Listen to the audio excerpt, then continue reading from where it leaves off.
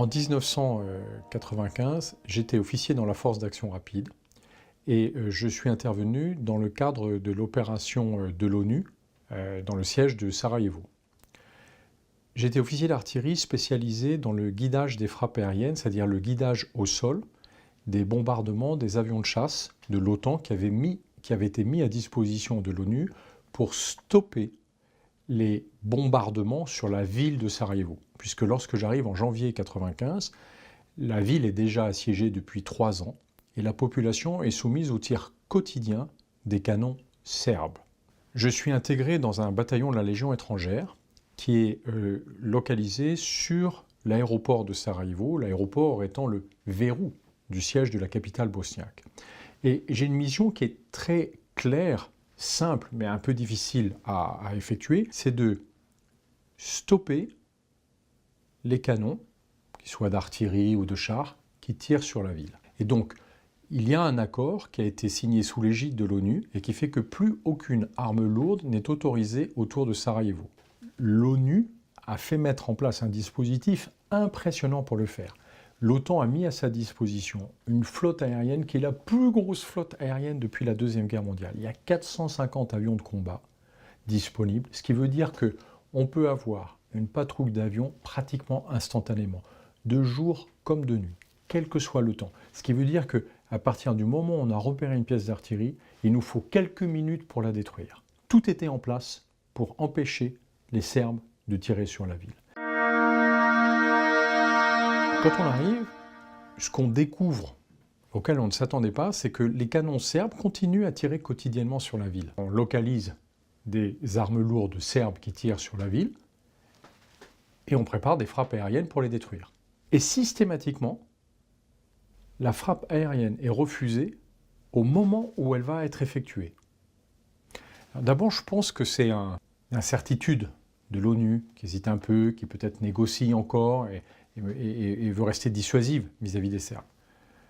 Mais à la 10e frappe aérienne qui est stoppée au dernier moment, je commence un peu à m'inquiéter parce que ces armes tirent devant nous sur la ville de Sarajevo, alors que c'est notre mission juste de les empêcher de faire ça.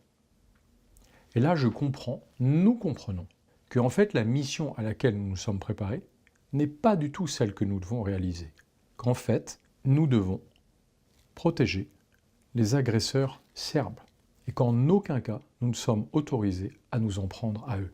Et ce n'est pas 10 fois qu'on va refuser que ces frappes aient lieu, mais plus d'une centaine de fois en 6 mois. Une équipe de légionnaires avait entendu des bruits suspects dans la nuit sur une colline vers Lukavica. Il y a un canon qui tire, qui est complètement enterré, et qui tire et qui détruit un bus qui vient chercher les gens qui sortent du tunnel sous l'aéroport de Sarajevo. Le bus est volatilisé, on le voit voler en l'air, on le voit retomber, et tous les gens qui étaient à l'intérieur sont morts. L'opinion internationale est ulcérée, on vit l'événement quasiment en direct, parce qu'il y a des journalistes qui sont là partout. Donc on me donne l'autorisation de détruire la pièce d'artillerie qu'on a vu tirer. Donc c'est vraiment c'est du flagrant délit, quoi. L'ONU a même convoqué la presse sur l'aéroport pour dire « Vous allez voir, on va enfin faire quelque chose contre les Serbes ». Pendant 9 heures, on a fait défiler des avions de chasse qui se mettent en grand risque. Nos avions arrivent, ils descendent très très bas, ils vont sur la cible. À ce moment-là, on reçoit l'ordre « Attendez ». Les avions remontent. Les Serbes avaient vraiment pour objectif de prendre la ville et notamment de s'emparer de l'aéroport. Donc à plusieurs reprises, ils nous ont bombardés sur l'aéroport dans l'espoir de pouvoir passer par-dessus et rentrer dans la ville de Sarajevo, sans y arriver, en s'en prenant en fait aux soldats qui de toute façon avaient l'ordre de ne pas riposter contre eux. Donc on a été la cible continuelle des Serbes. Au printemps, il y a un changement de politique radicale de la France quand le président Chirac est élu, et quand lui essaye enfin de déclencher une frappe, non seulement la frappe tombe dans le vide, mais immédiatement, les équipes de l'ONU qui en réalité ont été dispatchées sur le terrain au milieu des casernes serbes sont prises en otage.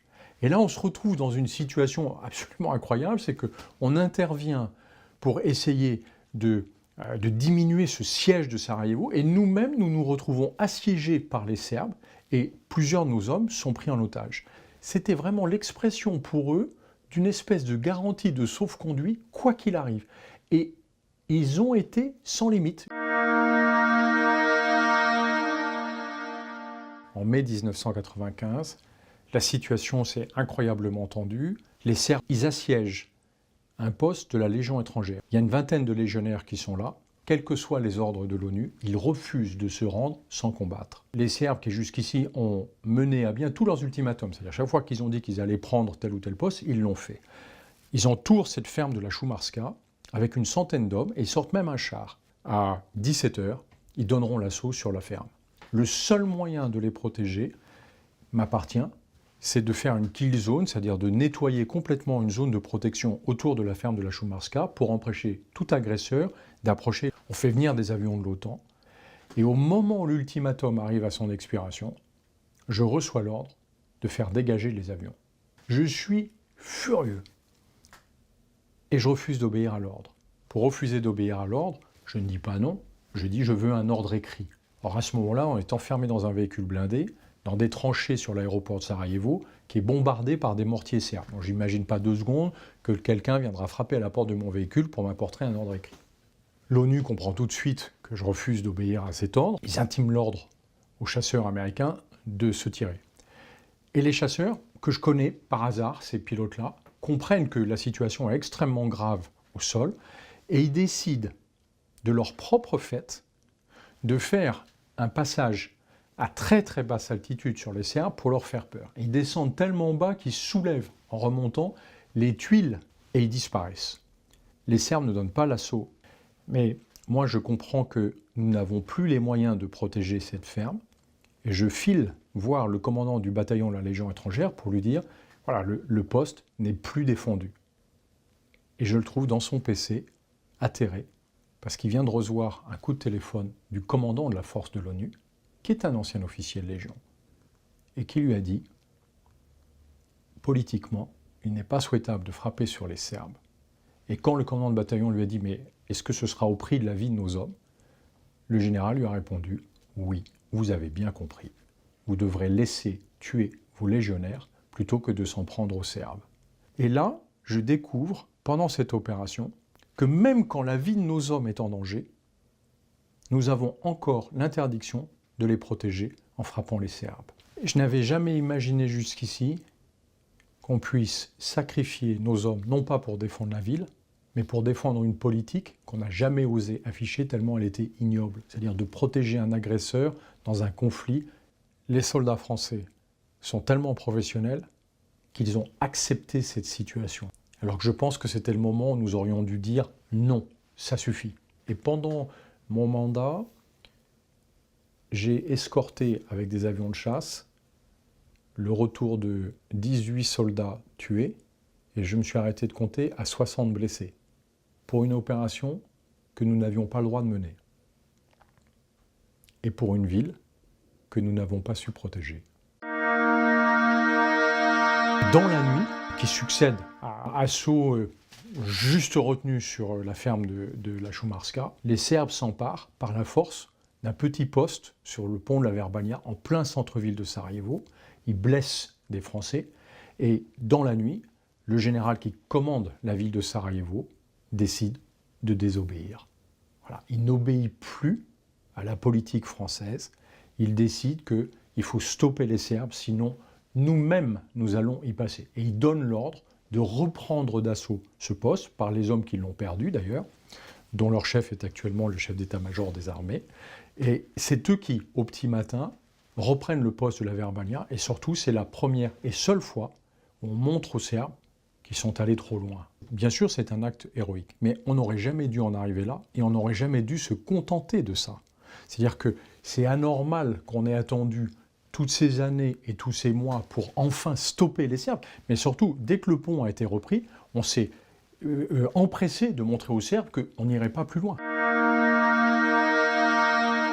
Les Serbes ont rapidement obtenu, manifestement, un accord tacite sur le fait qu'il n'y aurait aucune frappe aérienne contre eux, puisque dans les semaines qui ont suivi, alors que le siège, notre propre siège et nos otages ont été rendus, ce que ça a été en échange d'ailleurs de ces otages, les Serbes vont conduire les massacres de Srebrenica sous les yeux de l'ONU, puisque toutes les 2 heures, on a un avion de reconnaissance qui passe et qui photographie les crimes de Srebrenica sans qu'il n'y ait aucune réaction de notre part.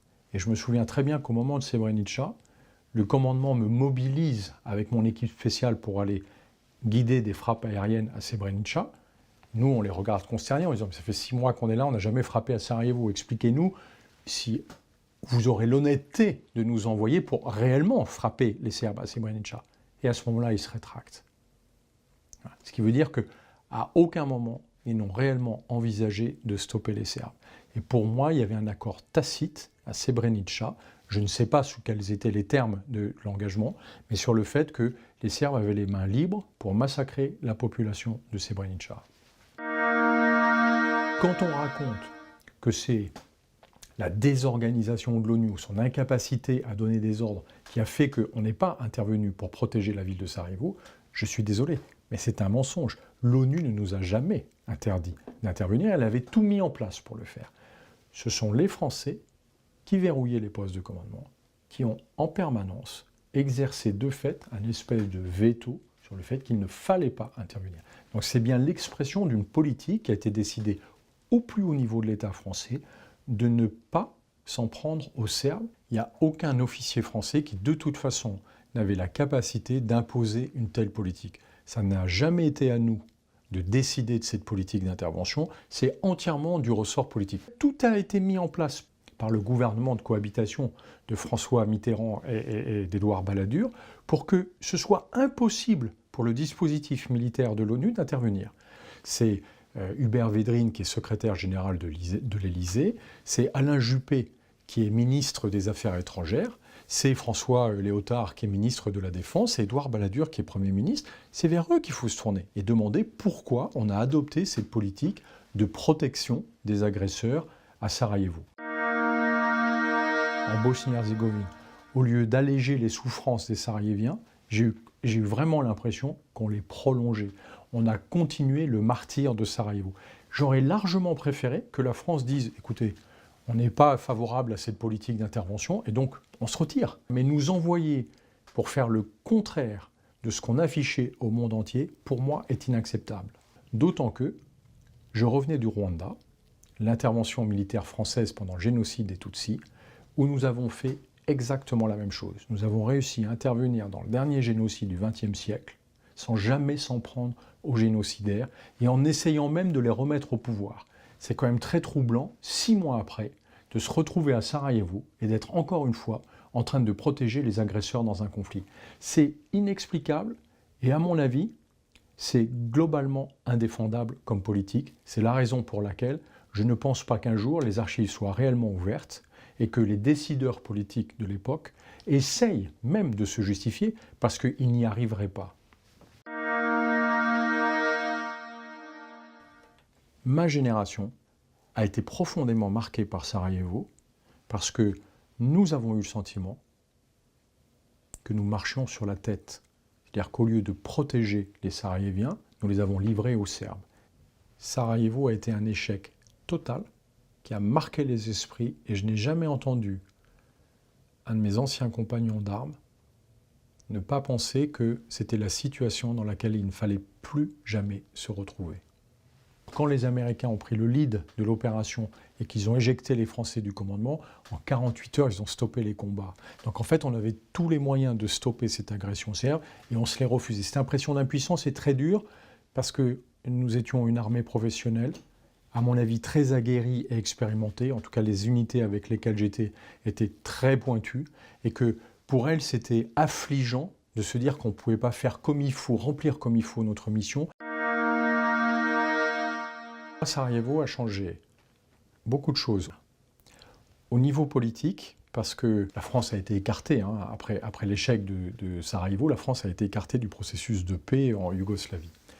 Et ça a obligé sans doute la France, sans le dire, à reconsidérer sa manière de conduire sa politique étrangère, et notamment vis-à-vis de ses alliés européens. Pendant l'opération de Sarajevo, là où la plupart des pays européens souhaitaient agir pour empêcher la guerre de s'étendre, mais empêcher les Serbes de continuer cette guerre, parce que c'est eux qui l'ont initiée, La France était la seule, pratiquement, à protéger les Serbes. Le vent glacial sur Sarajevo, c'est un témoignage personnel que je souhaitais écrire parce que c'est vraiment une intervention qui m'a marqué. Donc j'ai essayé dans ce témoignage de raconter des faits. Je l'ai construit comme un journal d'opération. Je raconte les faits sans donner mon avis. Je raconte simplement ce qui s'est passé.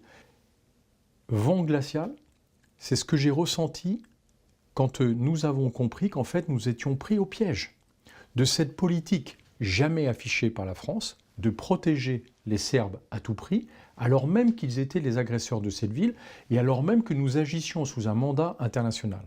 Cette politique d'intervention n'a jamais été débattue en France, ce qui pose quand même des questions en termes de contrôle démocratique, parce que ces opérations ont été menées au nom de la France avec des soldats français. Ça m'a semblé extrêmement important de dire encore une fois la réalité de ce conflit et d'arrêter de se laisser aveugler par une communication qui est, inacceptable. Il faut à un moment dire les choses telles qu'elles se sont passées et pas telles qu'on aurait aimé qu'elles se passent. Et en plus, 25 ans après les faits, de ne toujours pas accepter de le reconnaître. C'est-à-dire d'être encore dans le déni politique, d'essayer de vendre aux Français cette espèce de fable humanitaire où on serait intervenu à Sarajevo pour protéger la ville, alors qu'en réalité on avait en tête seulement de protéger les agresseurs serbes parce que c'était les anciens alliés de la France.